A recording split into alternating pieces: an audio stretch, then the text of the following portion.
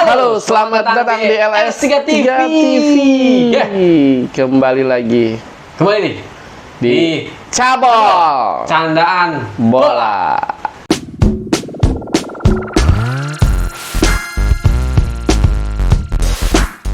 Oke bang. Oke, bro. Ini sudah mulai seru bang. Apa Ini tuh? di pekan kedua ya. Jadi banyak pertandingan yang ya Kenapa? memalukan lah, weh. Ya, emang biasa yang memalukan mah. Biasa, malu-maluin juga ya. Jadi kita akan coba bahas nih bang pertandingan Indonesia versus Timur Leste. Timur Leste Iya. yang hanya memenangkan pertandingan 1-0 Nah, ya. gue nggak kebayang tuh kalau Ramadan Sananta nggak dipanggil, kayaknya kan nggak ada yang cetak gol tuh. Bener, betul. Ya Dan gue juga pemain-pemainnya yang diturunkan oleh si STY waktu kemarin tuh banyak yang nggak kenal juga tuh gue Banyak yang tuh. baru kayaknya ya. Banyak yang baru, bener, yang dipanggil. Dan memang karakternya sih memang karakter menyerang kalau dibaca di profilnya pemain ya. Cuman ya gue lihat dari segi permainan yang kerja keras banget tuh hanya Beckham Putra aja gitu yang memang Persib. betul. Hanya Beckham Putra aja mungkin, dan ya Ramadan Sananta bukan mengecilkan peran yang lainnya gitu, cuman ya memang kelihatan untuk yang kerja keras ya hanya itu gitu kan. Bukan mengecilkan yang lain sehingga memenangkan pertandingan pun hanya 1-0 gitu kan. Nah itu Dan kan ketika 1-0 jadi ini bang menyebabkan ya apa ya, untuk peluangnya kecil ya. Ya untuk ya peluangnya sebenarnya tergantung dari tim-tim besar ini nih. Vietnam kan lawan Filipina. Kalau seandainya Filipina menang lawan Vietnam lebih dari 2-0, maka Indonesia udah tertutup tuh. Seperti itu. Cuman kan nggak mungkin. Iya, Berdasar juga bang. Ya iya, maksudnya kan kalau secara hitung-hitungan kertas kayaknya nggak mungkin banget Filipina harus menang 2-0. Ya 3-0 lah gitu kan, harus di atas 2-0 kan. Kalau misalkan imbang, Tetap Indonesia yang lolos karena kan Indonesia ini 3 poin ini untuk poin ya. Karena kan kalau Filipina sendiri kan baru 1 poin. Seperti itu. Kemudian kalau untuk Kamboja sendiri memang menang lawan Brunei sebelumnya 5-0. Hanya saja lah Brunei itu ternyata tidak dihitung nih poin lawan Brunei seperti gue males tuh. Kayak waktu Indonesia menang 14-0 betul. Waktu Indonesia lawan 14-0 waktu si Hoki Caraka tuh waktu itu lawan apa ya? Iya lawan Brunei, lawan mencetak 5 gol gitu kan. Iya, yang 14-0 itu kan diantaranya bukan yang itu bang. Diantaranya ininya si Hoki Caraka itu yang sehingga namanya melambung tinggi gitu kan. Terus ngapain ya kalau poinnya nggak dihitung ya? Nah, aneh juga gue. Nah, entahlah, karena kan alasannya karena kan juru terbawah katanya karena untuk Brunei itu. Cuman yang anehnya itu memang ya aneh lah itu. Nggak dihitung ya. Entahlah, AFF ini agak aneh juga perhitungannya gitu kan. Dan sehingga terakhir yang dihitung tuh hanya untuk pertandingan Kamboja. Jadi Kamboja tuh sama 1 poin nih. Jadi Filipina 1 poin, Kamboja 1 poin, Indonesia 3 poin, dan yang diambil itu 2 runner up terbaik. Ya kemungkinan ya antara sih dapat salah satu ya. Ya antara sih peluang Indonesia sih masih ada lah gitu, masih besar lah. Kecuali kalau misalkan 2 tim tersebut mengalahkan lawan-lawannya dapat 3 poin, dan ya khususnya untuk Kamboja dan Filipina itu dapat 3 poin gitu kan. Udah selesai gitu. Kecuali kalau misalkan hanya sebatas seri untuk Kamboja dan Filipina, ya Indonesia tetap masih bisa lolos gitu. Artinya lagi-lagi Indonesia ditentukan nasibnya oleh negara lain. Tapi sih kalau gue pribadi sih lolos atau enggak sih nggak jadi masalah lah. Iya, bukan maksud itu lu nggak usah terlalu berlebihan juga gitu. Jadi kan ya udahlah, lolos atau enggak jadi masalah. Yang terpenting itu target lu nanti di Piala Asia sih kalau gue sih. Betul. Ini mah sekedar pemanasan aja, lu harus punya jam terbang dan lain-lain gitu bang. Karena gua rasa sih Ramadan Sananta harusnya kepanggil ya Piala Asia ya. Ya harusnya kalau memang pelatihnya memang ya. Gue bingung juga kalau seandainya ada pelatih yang tidak memanggil Ramadan Sananta. Dia salah satu pemain timnas asli Indonesia istilahnya yang di musim lalu dia salah satu top skor Makassar. Iya, bukan di Makassar aja, di Liga ya. Selain pemain asingnya kan, pemain asing itu kan kalau tidak salah tuh ada 2 top skor, yaitu tahun musim lalu ya, Pato yang pertama, kemudian si dari Persib tuh David da Silva, dan di bawahnya ya itu Ramadan Sananta. Gitu, yang bisa menyaingi mereka istilahnya, mereka dari orang asing, pemain asing, dan Ramadan Sananta ini merupakan produk lokal ya, bahwa produk lokal pun masih bisa memberikan kontribusi yang bagus untuk timnya, dan bisa memberikan dan cetak gol yang luar biasa gitu kan. Jadi kita lihat aja nanti ke depannya untuk apakah Ramadan Sananta dipanggil atau tidak ke Piala Asia. Harusnya kalau memang kalau kita lihat dari striker yang ada ya, kebanyakan ya harusnya kepanggil ya. Harusnya kepanggil karena kita udah minim banget striker gitu. Tidak ada lagi striker yang memang mumpuni untuk bisa mendobrak pertahanan lawan gitu kan. Seperti kita lihat ketika lawan sebelumnya, lawan mana? Malaysia itu kan kerja keras dari Ramadan Sananta sendiri gitu kan. Terlepas kita bukan mengecilkan peranan yang lain gitu kan, gitu, seperti itu. Oke lah, kita tunggu aja ya. Iya, kita doakan aja yang terbaik untuk timnas. Kalau terbaiknya pulang ya nggak apa-apa gitu kan. Betul, terbaik itu kan menurut siapa kan? Betul. Dan yang memberi itu kan ya udah ada yang memberi, udah ada yang ngatur, tenang aja. Oke? Betul. Ya, itu untuk timnas Indonesia. Betul. Kita geser Chelsea. Untuk Chelsea. Aduh, Chelsea nih Bang. Baru tumbang ya. Iya. Tumbang 3-1 ya. 3-1. Iya, dan ini memang merupakan salah satu debut terburuk untuk pemain termahal. Anjay. 115 juta hanya bisa menghasilkan penalti dan kesalahan 8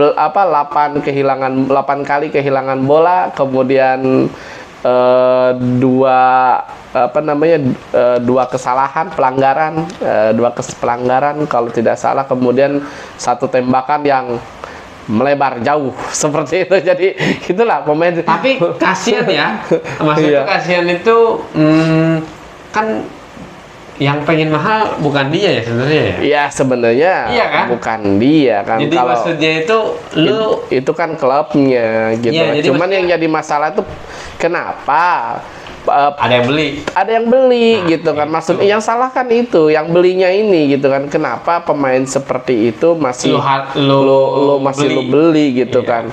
Dan Chelsea ini mendatangkan pemain gelandang bertahan itu kan kurang lebih udah 2 nih. Si Lavia yang baru didatangkan juga dengan cukup mahal juga. Kemudian si Caicedo itu sendiri. Padahal si Enzo Fernandez pun kan pada dasarnya kan gelandang bertahan ya, pada dasarnya gitu kan. Kalau karakteristiknya kan istilahnya kan nomor 6 juga. Cuman mungkin nanti di float jadi nomor bisa maju ke depan gitu kan. Jadinya di si Enzo Fernandez itu pun kalau tidak salah gagal ya penaltinya ya, Enzo Fernandez pun ya. Jadi Chelsea harus menerima kekalahan dari West Ham ya. Iya, West Ham. Yang luar biasa permainannya, padahal hanya 10 orang loh West Ham itu karena kan ada pemainnya yang kena kartu merah, dan mereka bisa mengatasi permainan dari Chelsea.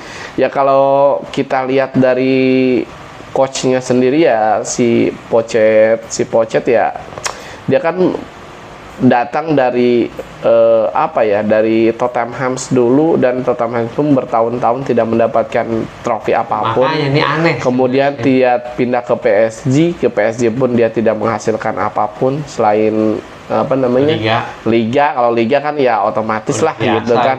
Walaupun pelatihnya kemarin si Gartier pun tetap dapat trofi gitu kan kalau untuk Liga gitu kan. Jadi bukan sesuatu yang harus dibanggakan gitu kan. Jadi kita lihat nanti ke depannya aja apakah ramuan si Pochettino ini bisa menghasilkan yang sesuatu yang untuk merubah permainan Chelsea, karena si Arteta pun dulunya kan banyak dikecam nih ketika di Arsenal nih. Betul. Ada ketika dia latihan pemainnya disuruh lari kemudian dilemparin bola tenis, itu kan latihan dari mana gitu kan. Seperti dulu Arteta kan seperti itu tuh. Sekarang Pochettino pun sama nih di Chelsea, dan dia pun meyakinkan memberikan memberikan motivasi kepada pemainnya atau meyakinkan kepada fans-fans Chelsea pun harus bersabar dan harus percaya dengan adanya proses. Ya, kita lihat aja nih prosesnya sampai kapan nih. Nah, ini kan kadang-kadang manajemen itu ini ya telinganya nggak bisa ditutup kalau supporter udah ngomong nih kan. Betul. Ya, jadi kita tunggu aja. Tapi ada juga manajemen yang tertutup terus. Oh ya ada. Seperti manajemen MU. Dan akhirnya kalah juga kan. Dan akhirnya kalah juga, betul. Iya makanya. Kalah 2-0 ya. 2-0 dari Tottenham. Tottenham kayaknya agak membaik ya. Tapi ya. Betul. Tottenham kalau gue perhatikan dari ketika di luar imbang kemarin ya sebelum lawan MU itu memang dari segi permainan dia lebih lebih kolektivitas, lebih bagus, kemudian lebih itu Australia berarti ya? Iya Australia pada dari mana ya? Gue nggak tahu Australia. Apa Australia apa namanya? Austria ya? Enggak, Australia bang. Australia. Berarti kalau seandainya dia memang dari Australia nih luar biasa nih. Ya, Australia itu ya Inggris, Scotland gitu-gitulah. Iya, maksudnya kan dia kan masuk ke Asia nih kalau misalkan dia bisa harum namanya di Tottenham di Liga Inggris. Persija gitu. Kan tidak mungkin kalau untuk melatih tim-tim yang ada di Indonesia kan nggak mungkin gitu kan. Maksudnya kan pasti harganya kan mahal, nggak ada yang bisa bayar juga gitu kan.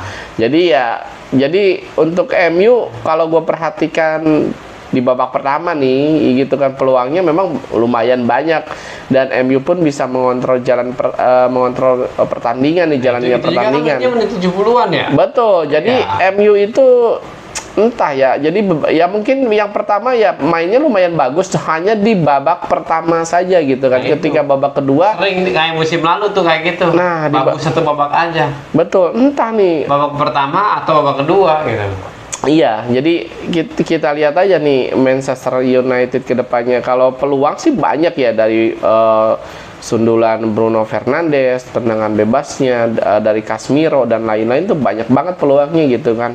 Hanya saja memang tidak ada goal getter yang memang Martial pun kemarin sempat diturunkan, cuman tumben nih si abang-abang ini tidak memberikan kontribusi ketika diturunkan. Biasanya kan dia walaupun ini diturunkan nih bisa menciptakan peluang atau apa gitu. Ini cuman memang ini tidak menghasilkan apapun nih si Martial ketika diturunkan si abang-abang ini nih. Kita lihat aja nanti ke depannya untuk MU ya, sekali lagi untuk fans MU memang harus sabar. Seperti yang disampaikan oleh Pochet, terima dulu prosesnya gitu. Jalani prosesnya ini gitu kan. Tahun kedua sih harusnya udah mulai ini ya. Tapi stabil, ya harusnya lebih stabil dan manajemen pun harusnya mengeluarkan uang lagi nih yang lebih banyak. Karena kan kalau dulu nih pengeluaran MU kurang terkontrol dan beli pemainnya pun kurang. Kalau sekarang udah mulai bagus. Sekarang kan mulai bagus nih dan memang yang diharapkan Erik ten Hag pun harus diikuti nih, karena misalnya dia butuh gelandang satu lagi.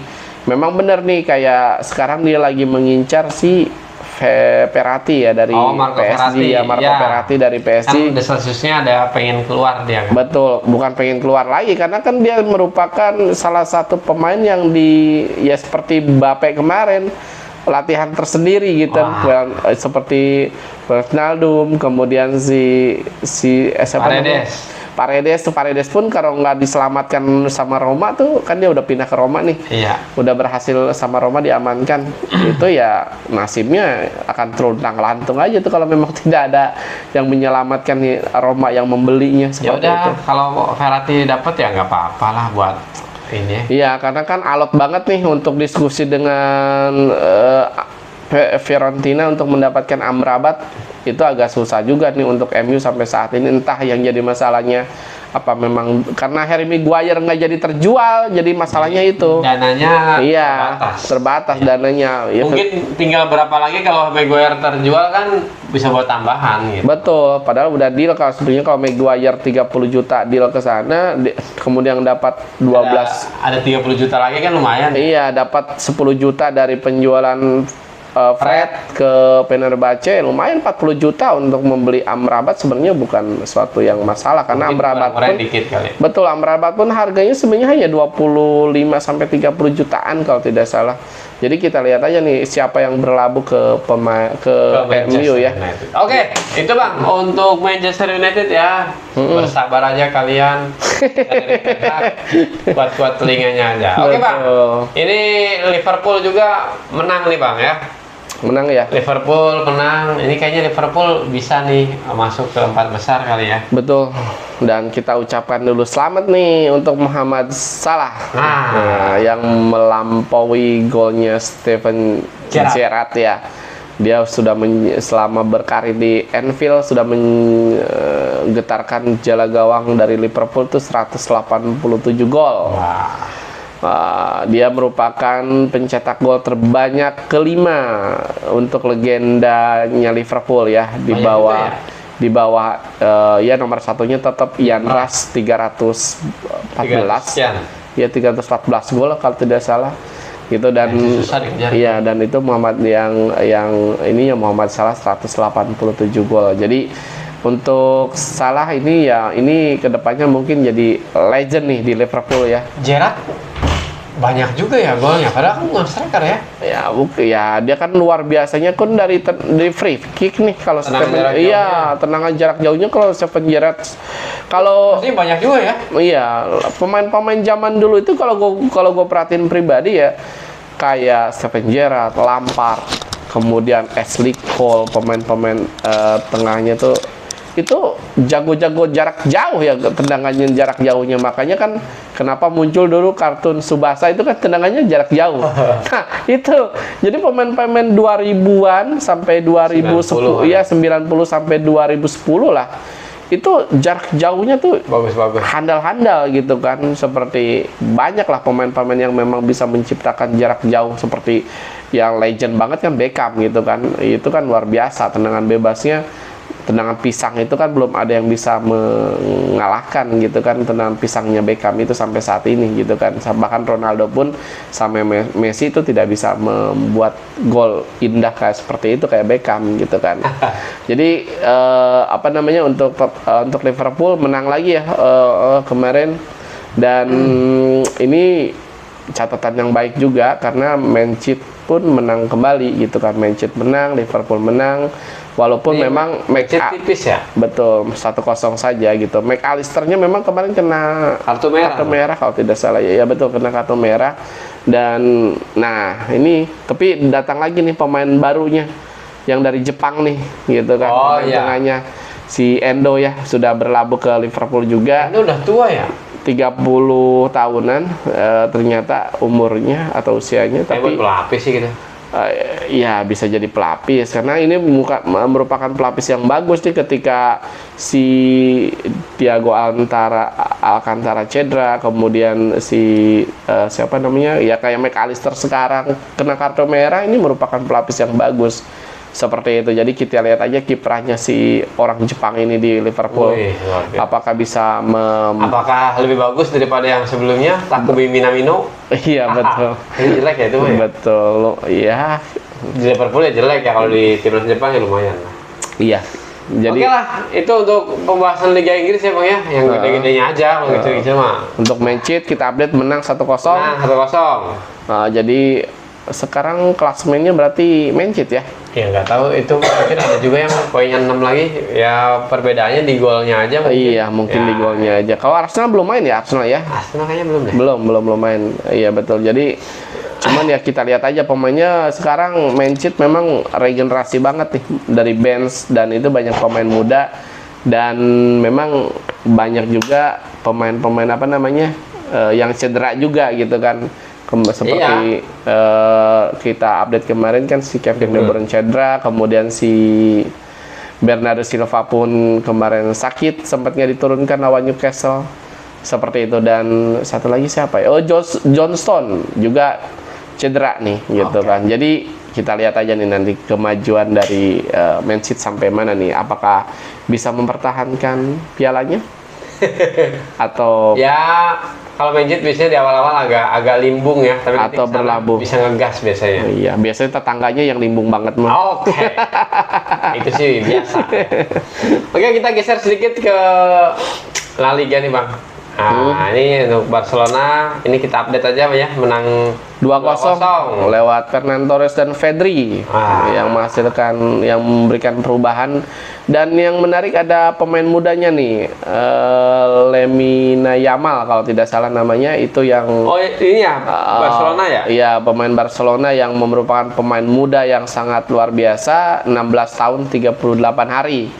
Jadi pemain muda yang memang memberikan kontribusi juga sangat luar biasa, dan dia merupakan starter di Barcelona kemarin. Jadi ini yang kita catat, ini merupakan regenerasi yang bagus di zamannya Xavi Hernandez ini, banyak diberikan pemain-pemain muda. Pedri pun kan diorbitkannya oleh Xavi ya sebelumnya ya, betul. Kuman lah.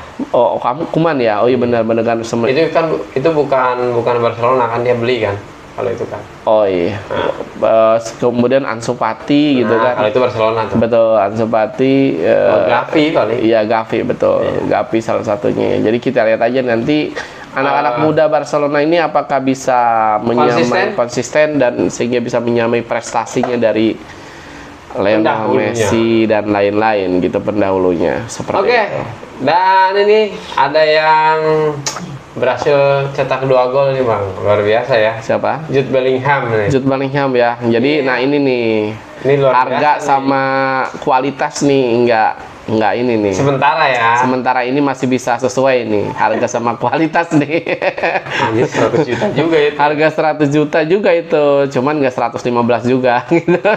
100 juta, ya 105 juta gitu kan, plus add-on. Ya mungkin 105, add-onnya kan 5 juta nih gitu kan. Add-onnya ini mungkin bisa cair nih, karena performanya luar biasa nih. Ya kalau Jude Bellingham ini kan. Iya, tinggal di klausulnya gimana tuh kita nggak tahu tuh. Betul, klausul detailnya kita tidak tahu juga kan, kita hanya yang baca, kita hanya sebatas rumor dari media aja. Jadi kita lihat aja nanti apakah si Jude Bellingham ini bisa memberikan kontribusi yang lebih maksimal lagi atau tidak nih. Karena kalau gue perhatikan mungkin Ancelotti ini mungkin udah bosen dikritik menjadi pelatih yang miskin taktik. Tapi ternyata dengan tidak adanya striker yang istilahnya nomor 9, dia bisa meramu timnya, ya itu menjadi kadang-kadang 4-1-2-1-2. Kemudian kemarin menggunakan formasi 4-3-1-2 gitu kan. Jadi luar biasa nih untuk Ancelotti, dan sampai saat ini masih berjalan bagus. Untuk hasilnya kalau dari segi permainan ya memang masih belum menunjukkan bagaimana stabil kualitasnya Madrid itu sendiri ketika zaman Toni Kroos, Modric dan Ronaldo ketika lagi peak performnya bagus-bagusnya gitu kan. Belum lagi betul, lagi meregenerasi luar biasa nih Madrid ini. Jadi kita lihat ke depannya apakah dengan awal-awalnya tancap gas, karena ini menang-menang terus nih untuk 2 pertandingan awal nih. Jangan-jangan kesalip nih. Sebelum-sebelumnya kan dia peringkat pertama juga kan, ketika Benzema-nya cedera musim lalu, akhirnya bisa kesalip sama Barcelona gitu. Kita lihat aja untuk perkembangan Madrid ya ke depannya. Untuk Real Madrid nih dengan segudang pemain muda yang mahal-mahal itu, apakah bisa menghasilkan sesuatu atau tetap harus didampingi oleh pemain-pemain tua? Nah, kita lihat ya. Kestabilan dari Real Madrid. Intinya sih yang penting nggak cedera lah ya. Betul. Karena kalau cedera jadi susah cetak gol lagi. Soalnya kalau udah sehat kan kayak Chiesa, ini kan udah mulai cetak gol lagi. Betul, untuk Juve juga, untuk Italia ternyata udah mulai bergulir juga ya. Seperti Inter udah menang juga kemarin 2-0 lewat golnya Lautaro Martinez. Monza ya? Lawan Monza, kemudian Juve menang 3-0, jadi luar biasa. Juve pun dari segi permainan udah lumayan agak ada perubahan. Untuk fans-fans Juve bersabarlah, mungkin inilah tahun lalu kegagalan yang akan datang. Kegagalan yang akan datang mungkin terulang lagi. Yang kita nggak tahu, Pak. Kita nggak tahu terulang lagi atau memang lebih baik gitu kan. Jadi kalau si Chiesa sih bilangnya permainan kita udah berubah nih, udah lebih bisa menyerang. Lagi menang soalnya. Kalau kemarin kan kita menguasai bola cuman di belakang nih gitu kan, tidak ke depan. Kalau sekarang katanya lebih ke depan depan nih gitu kan lebih bagus. Kita lihat aja. Dia ngomong kayak gitu soalnya lagi menang.